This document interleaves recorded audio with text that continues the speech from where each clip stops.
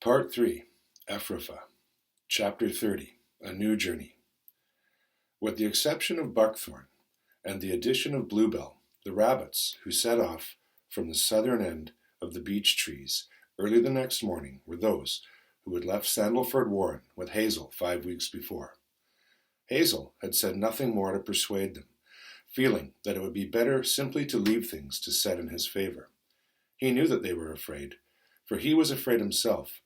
Indeed, he guessed that they, like himself, could not be free from the thought of Ephrathah and its grim Owsla. But working against this fear was their longing and need to find more does, and the knowledge that there were plenty of does in Ephrathah. Then there was their sense of mischief. All rabbits love to trespass and steal, and when it comes to the point, very few will admit that they are afraid to do so. Unless, like Buckthorn or Strawberry on this occasion, they know that they are not fit and that their bodies may let them down in the pinch. Again, in speaking about his secret plan, Hazel had aroused their curiosity. He had hoped that with Fiver behind him, he could lure them with hints and promises, and he had been right. The rabbits trusted him and Fiver, who had got them out of Sandalford Warren before it was too late, who had crossed the Enborn River and the swampy commons, who had saved Bigwig from the wire, who had founded the warren on top of the down, who had made an ally of Kehar and produced 2 does against all odds. There was no telling what they could do next, but they were evidently up to something, and since Bigwig and Blackberry seemed to be confidently in on the plan, no one was ready to say that he would rather stay out, especially since Hazel had made it clear that anyone who wished could remain at home and welcome, implying that if he was so poor-spirited as to choose to miss the exploit, they could do without him. Holly, in whom loyalty was second nature, had said no more. He accompanied the rabbits as far as the end of the wood, with all of the cheerfulness he could muster, only begging Hazel, out of the hearing of the rest, not to underrate the danger. "Send news by Kehar when he reaches you," he said, "and come back soon." Nevertheless, as Silver guided them southwards along higher ground to the west of the farm, almost all, now that they were actually committed to the adventure, felt dread and apprehension. They had heard enough about Ephrathah to daunt the stoutest heart, but before reaching it, or wherever they were going, they had to expect 2 days on the open down. Foxes, stoats, weasels, any of these might be encountered, and the only recourse would be flight above ground.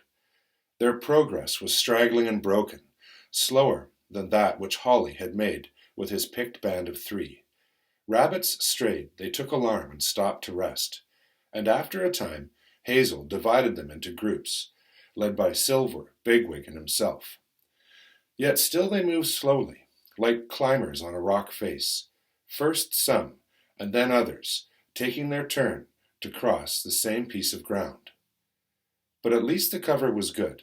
June was moving towards July and high summer. Hedgerows and verges were at their rankest and thickest. The rabbits sheltered in the dim green, sun-flecked caves of grass, flowering marjoram and cow parsley. They peered around spotted, hairy-stemmed clumps of viper's bugloss, blooming red and blue above their heads. They pushed themselves between towering stalks of yellow mulleton. Sometimes they scuttled along the open turf, colored like a tapestry meadow, with flowers of self-heal, centaury, and tormentil. And because of their anxiety about allele, and because they had their noses to the ground and were unable to see far ahead, the way seemed long. Had their journey been made in years gone by, they would have found the downs far more open, without standing crops grazed close by sheep, and they could hardly have hoped to go far unobserved by their enemies. But the sheep were long gone, and the tractors had now ploughed great expanses for wheat and barley. The smell of the green standing corn surrounded them all day. Mice were numerous, and so were hunting kestrels. The kestrels were disturbing, but Hazel had been right when he guessed that a healthy, full-grown rabbit was too large of a quarry for them. At all events, no one was attacked from above. Sometime before Nefrith, in the heat of the day, Silver paused in a little patch of thorns. There was no breeze, and the air was full of the sweet chrysanthemum-like smell of the flowering composidae of dry uplands, corn chamomile, yarrow, and tansy. And as Hazel and Fiver came up and squatted beside him, he looked out across the open ground ahead. "There, Hazelrah," he said, "that's that strange woods that Holly didn't like."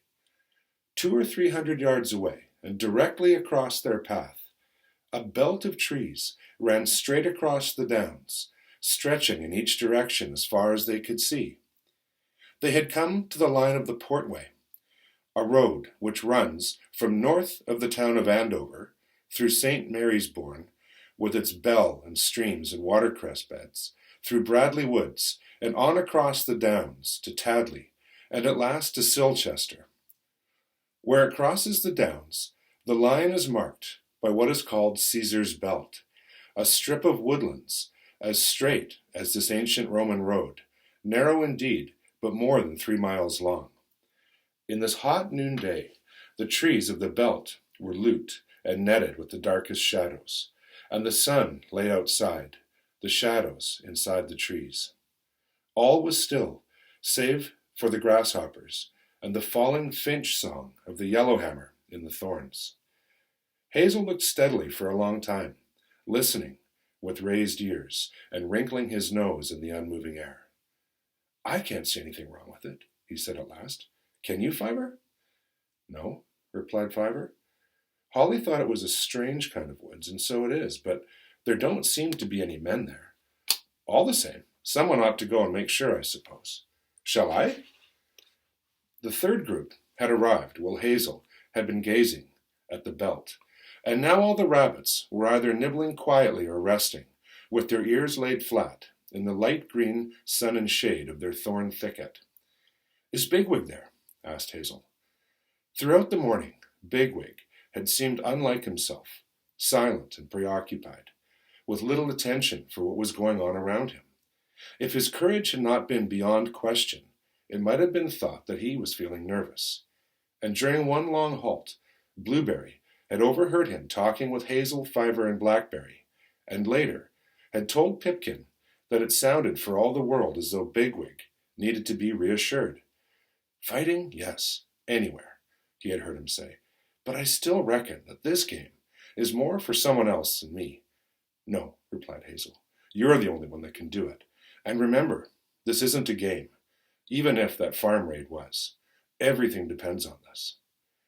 And then realizing that Bluebell could overhear him, he added, "Anyway, keep on thinking about it and try to get used to the idea. We have to get going now." Bigwig had gone moodily down to the hedgerow to collect his group, and now he came out of a nearby clump of mugwort and flowering thistle, and joined Hazel under the thorns. "What do you want?" he asked abruptly. "King of Cats," answered Hazel, "would you like to go and have a look in those trees, and if you find any cats or men or anything like that, just chase them away, would you, and then come back and tell us if it's all right?" And when Bigwig had slipped away, Hazel said to Silver, "Have you any idea how far the wide patrols go out? Are we inside their range yet?" "I don't know, but I would guess that we are," said Silver. "As I understand it, the range is up to the particular patrol. Under a pushing sort of captain, a patrol may go a long ways out from Ephrafa, I believe." "I see," said Hazel. "Well, I don't want to meet a patrol if it can be helped, but if we do, not one of them must get back to Ephrafa. That's one reason why I brought so many of us. But, by way of avoiding them, I'm going to try to make use of this woods here. Perhaps they don't like it any more than Holly did." "But surely it doesn't run the way we want to go," said Silver. "But we're not going to Ephrafa, though," said Hazel. "We're going to find somewhere to hide, as near to it as we can safely get. Any ideas?" "Only that this is terribly dangerous, Hazelrah," said Silver. "You can't get near Ephrafa safely, and I don't know how you can begin to look for somewhere to hide. And then the patrol. If there is one, they'll be cunning. They'll be brutal. They might even very well spot us and not show themselves at all. They might simply run back to Ephrafa to report us." "Well, here comes Bigwig again," said Hazel. "Is it all right, Bigwig?" Good. Let's get them into those woods and go down the length of it a little way. Then we must slip out on the further side and make sure that Kihar can find us. He's coming to look for us this afternoon, and at all costs, we can't miss him. Less than half a mile to the west, they came upon a spinney adjoining the southern edge of Caesar's Belt, and to the west again was a shallow, dry, downland forest, perhaps 400 yards across, and overgrown with weeds and rough, yellowing summer tussocks. And there, well before sunset, Kihar, flying westwards, down the length of the belt, spotted the rabbits lying, all of them among the nettles and goosegrass. He sailed down and alighted near Hazel and Fiver. "How's Holly?" asked Hazel. "He's sad," said Kihar. "He say, you no come back." Then he added, "Miss Clover, she all ready for mother." "Oh, that's good," said Hazel. "Is anyone doing anything about it?" Yeah, it's all fight." "Oh, well, I suppose they'll sort themselves out." "What you do now, Mr. Hazel?" "Well, this is where you start helping us, Kihar. We need a place to hide, as near the big warren as we could safely get, somewhere where those other rabbits can't find us. If you know the country well enough, perhaps you can suggest something." "Mr. Hazel, how close you want?" "Well, no further away than Nuthanger Farm is from our warren on the Honeycomb. In fact, that's really about the limit." "It's only one thing, Mr. Hazel. You go other side of river, then they not find you." "Over the river? You mean we swim?" No, rabbit no swim this river. It's big, it's steep, go quick, but it's bridge. Then other side, plenty place for hide. It's close to warren, like you say." "And you think that's the best we can do?" "It's plenty trees, and it's river. Other rabbits no find you." "Well, what do you think?" said Hazel to Fiver. "It sounds better than I'd hoped for," said Fiver. "I hate to say it, but I think we ought to go straight there as fast as we can, even if it makes all of us exhausted. We're in danger all the time out here on the downs. But once we get off of it, we can rest." "Well, I suppose we better go on by night, if they'll do it. We've done it before, but they must feed and rest first. Let's start at Fuenley. There'll be a moon." "Oh, how I've come to loathe those words, start and Fuenley," said Blackberry. However, the evening feed was peaceful and cool, and after a time everyone felt refreshed. And as the sun was sinking, Hazel brought them all together, under close cover, to chew their pellets and rest. And although he did his best to appear confident and cheerful, he could feel that the rabbits were on edge.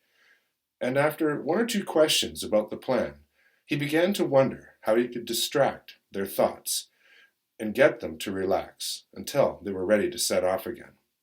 And he remembered that time, on the first night of his leadership, when they had been forced to rest in the woods above the unborn river. At least it was good to see that no one was exhausted now. They were as tough a bunch of rabbits that had ever raided a garden. Not a blade of grass to choose between them, thought Hazel. Pipkin and Fiver looked as fresh as Silver and Bigwig. Still, a little entertainment would all be to the good and raise their spirits.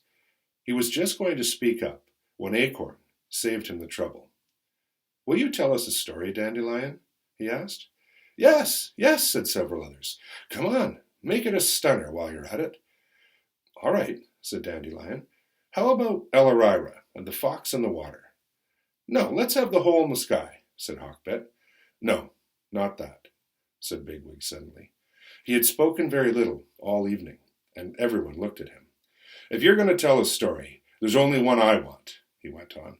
"Ellarira and the Black Rabbit of Inlay."